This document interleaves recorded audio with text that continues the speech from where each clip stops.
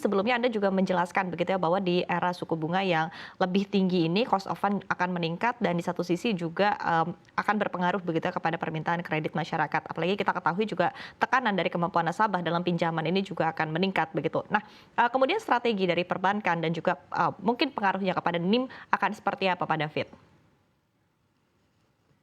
Ya, ini tergantung juga ya. Tadi kalau NIM kan salah satu variabel itu pertumbuhan kredit ya. Sejauh ini kan pertumbuhan kredit perbankan secara keseluruhan saya masih optimis masih bisa kisaran 10% ya pertumbuhan ya. Dan apalagi tadi nominal PDB-nya kecenderungan naik ya. Dan ini biasanya juga diikuti juga dengan pemulihan dari sisi dana pihak ketiga maupun kreditnya. Jadi dana pihak ketiga kita tahu kan tahun lalu hanya akhir tahun lalu sekitaran 3% ya.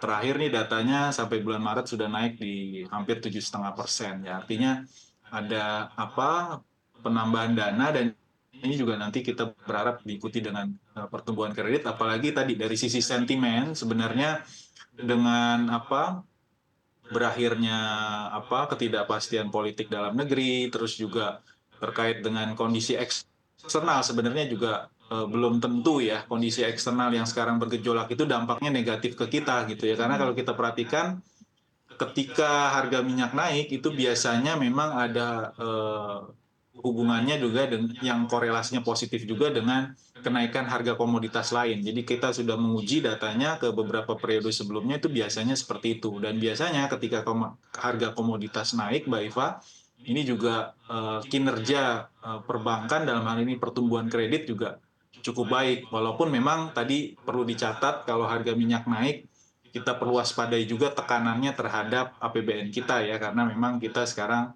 net oil importer dan masih memberikan subsidi atau kompensasi BBM, Mbak Oke, Iva. baik. Pak David, nah sebetulnya sekali lagi wait and see juga masih terlihat begitu ya seperti apa nanti kebijakan dari Bank Sentral Amerika Serikat, The Fed, kemudian juga tentunya akan berpengaruh juga kepada kebijakan dari Bank Sentral kita begitu ya, Bank Indonesia. Di satu sisi juga menjadi pertanyaan begitu, apakah seperti apa nanti kinerja perbankan mungkin dalam jangka waktu yang lebih lama lagi ketika suku bunga ini, era suku bunga yang lebih tinggi ini akan berlangsung lebih lama begitu, seperti apa Pak David? Apakah betul-betul akan terlihat begitu kepada penurunan kinerja yang signifikan? Karena di satu sisi dari market kita juga sudah merespon tampaknya juga cukup reaktif begitu terhadap kebijakan ini dan kita bisa melihat pelemahan yang cukup signifikan di market kita untuk perbankan, Pak David. Ya, ini memang ketidakpastian atau gejolak eksternal terutama disebabkan oleh kemungkinan high for longer ya. Jadi tadinya kan mereka kebanyakan mengekspektasikan bahwa pertengahan tahun ini sudah mulai soft landing, jadi suku bunga mulai menurun. Tapi yang terjadi ini kan kemungkinannya no landing ya, jadi suku bunga masih akan relatif tinggi. Dan ini sebenarnya dan juga masalah geopolitik Timur Tengah ini memang yang perlu diwaspadai dampaknya ke kurs ya. Jadi kurs ini mungkin masih akan cukup bergejolak, tapi kita tahu juga Bank Indonesia selalu ada di pasar untuk menjaga menjaga stabilitas dari rupiah.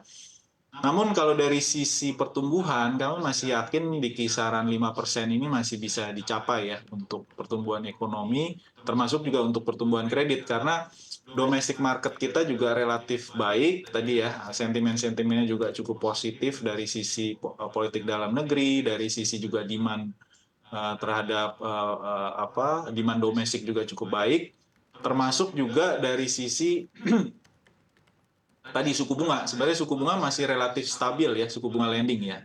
Jadi ini juga kesempatan bagi mereka yang juga ingin melakukan ekspansi.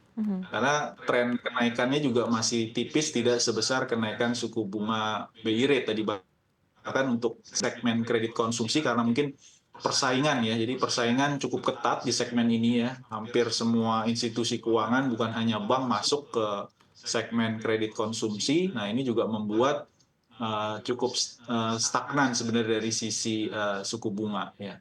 Dan pertimbangan debitur dalam mengambil kredit itu sebenarnya bukan hanya suku bunga, Mbak Iva ya, tapi juga lebih ditekankan ke prospek pertumbuhan. Oke. Jadi kita pernah juga di era-era tertentu suku bunga relatif tinggi, tapi pertumbuhan kreditnya juga relatif cepat ya, karena memang tidak melulu melihat suku bunga, tapi melihat juga prospek pertumbuhan ke depan. Nah, suku bunga kuncinya apa? Kuncinya kita harus menjaga supaya inflasi kita tetap rendah. Ini Mhm. inflasi masih kisaran 3%, sehingga sulit sekali suku bunga itu untuk turun misalnya di bawah 3%, karena inflasi sendiri masih relatif tinggi, beda dengan negara-negara lain yang inflasinya bisa hanya 1%, 2%. Nah, ini memang salah satu kunci untuk menjaga inflasi tetap terkendali, Mbak Eva. Oke, baik. Tadi, kuncinya adalah pertumbuhan ekonomi ya, dan tadi Anda juga optimis begitu Pak David bahwa pertumbuhan ekonomi kita masih akan tercapai di, 5% di kisaran 5% begitu. Nah tadi, poin berkaitan dengan inflasi juga dan kita ketahui, bahwa kemarin juga posisi dolar kan sempat berada di 16.200-an dan ini, mungkin akan berdampak juga kepada inflasi di dalam negeri begitu. Nah proyeksi Anda sendiri akan seperti apa Pak David?